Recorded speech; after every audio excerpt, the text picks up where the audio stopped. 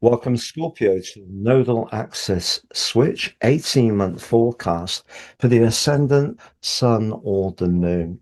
For the first time in 17 years, on July the 27th, the true nodes inverted into the signs of Aquarius, the north, the dragon's head, and Leo, the south, the dragon's tail. It's a huge event for us all collectively. The North Node is also known as the point of destiny.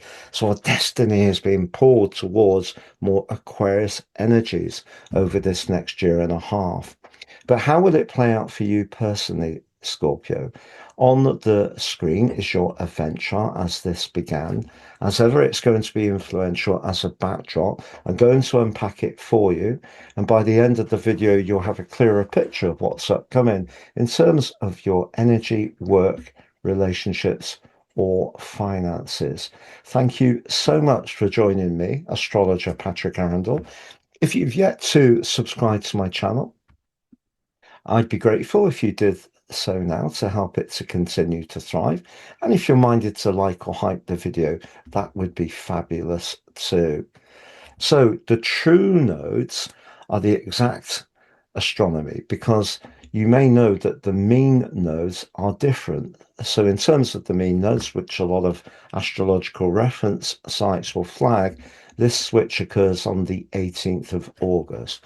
But they're, if you like, an aggregate, and they're permanently in retrograde, but run 3 weeks behind the true nodes, which do have some pauses, then the retrogrades, because of course work backwards. But the nodes are intrinsically linked to eclipses. So if we go back to the 17th of January, we're the first in the new series in Aquarius. It was a very challenging one in a right angle to Uranus. The second fast forwards going to be on the 12th of August in Leo.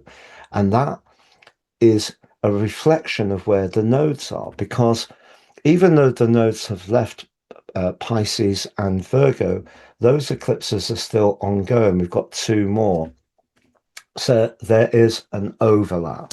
But this energy for you of Aquarius, very much about us as a society. It's how we're connected, how we communicate, can be about our higher purpose, Uranus, innovation, can be about what we treasure in terms of tradition, Saturn, the ruler. But Pluto, your modern ruler, has been in the sign full time for the last year and a half, and for two phases before that. So for about 7 months of 24 and about 10 or 11 weeks of 23. And that may have seen some big changes right at the root of your life, your relationships with family members, where you live. Have you been doing some home repairs or renovations? Wouldn't be a surprise. Or is it that the changes have been more deep within you? And the North Node moving into the sign of Aquarius gives you an opportunity to think about your connections with people, but perhaps in that very Aquarius way where you want collaboration, cooperation, but a degree of detachment to maintain independence, but at the same time have those connections that are really valuable. But we can't look at the North Node in isolation to the South Node because they're a polar pair. We have to integrate them. So the South Node, just having moved into Leo, is in a conjunction in traditional astrology with the fixed star Regulus. And Regulus can be very much to do with a radiant personality who comes to the fore and dominates. And Donald Trump's ascendant is on Regulus. Boris Johnson's sun moon midpoint is on Regulus. Vladimir Putin's sun moon midpoint is in Leo. It's not on Regulus, but we're going to find the South Node does come on to his midpoint. And what the South Node can bring is consequences and outcomes, particularly for past attitudes and behaviors. But what we also get with the North Node is the opportunity to gasp and suck in the air through the dragon's head of a fresh approach, which can be very Aquarius. And it can create the opportunity for new experiences and to embrace unfamiliar territory, if you like, because of the more Uranian energy. So very, very exciting in that regard. But the lunar nodes are the 2 points where the moon's orbit intersects with the sun's apparent path through the zodiac.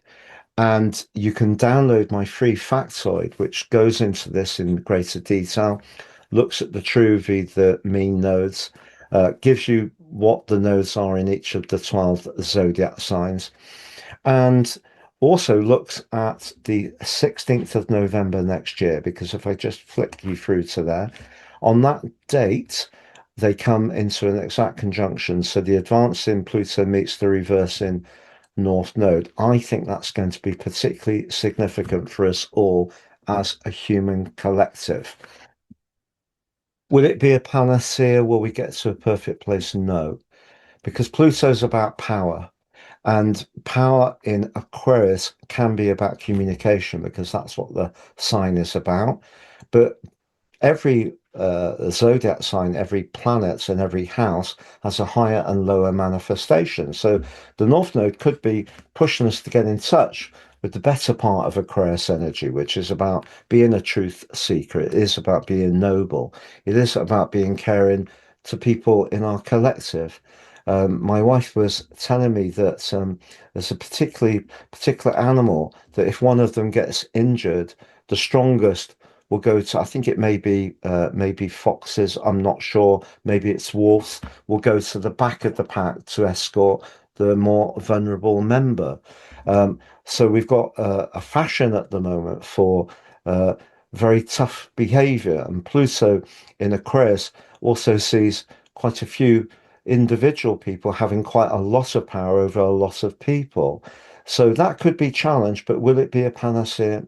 Probably not, because, artificial intelligence, robotics, and automation are here to stay, but perhaps they do need to be regulated to a degree. I think most of us would think that was a fairly sensible option. You may not agree, but that's, I think, would be my view on it. But what about the South Node? So that South Node on Regulus suggests that there will be some energy, some attention on those past attitudes of those very charismatic leaders.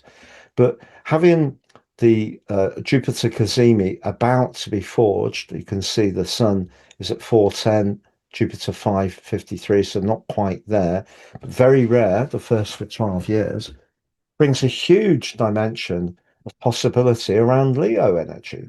And Leo energy, in its highest manifestation, can be very creative, very buoyant, a leader, charismatic, radiant, very kind, supportive to those who are less fortunate, so very paternalistic.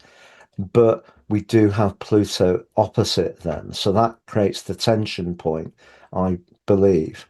So what might happen for you personally is that you could become extremely successful over the next year and a half professionally, raise your profile fabulously well, but it will depend on how it feels. And that's where the Pluto energy comes in because, you know, Scorpio people can often be very, very honest in their own way, in so far as you can say things directly to people that they may not like to hear, but because it comes from a very deep perception. And that perception can only grow over the next year and a half. So it may mean that at times you feel a bit conflicted between, do you go for where you can showcase and gain attention? That's very Leonine, isn't it? Leos like to be at the very least respected. They love to be liked, but they adore to be adored. So that energy might be playing out in your life as well, where you might appreciate that affection and admiration, but you need to keep your emotional integrity intact. And that's really the challenge of this next year and a half for you. I'm going to unpack those four areas of energy, work, relationships, and finances next. But please do download my free factoid on the the nodal axis. It's underneath this video. You can also claim your free draconic analysis. So the North Node is very much to do with draconic analysis. It's moved to the vernal point. All the planets move round. They keep the same relationships in terms of the aspects. So, for example, my sun is right late in Gemini, but my sun moon midpoint is in Cancer. My sun in natal is Aquarius, my sun moon midpoint is Aquarius. So it moves things around quite a lot unless you have the North Node very close to the vernal point or very late in Pisces. So please claim that it's free. You can also claim your year 2026 free, rest of the year forecast, all of 27 free with my 3-for-1 very unique offer. Please see the video underneath the video for more.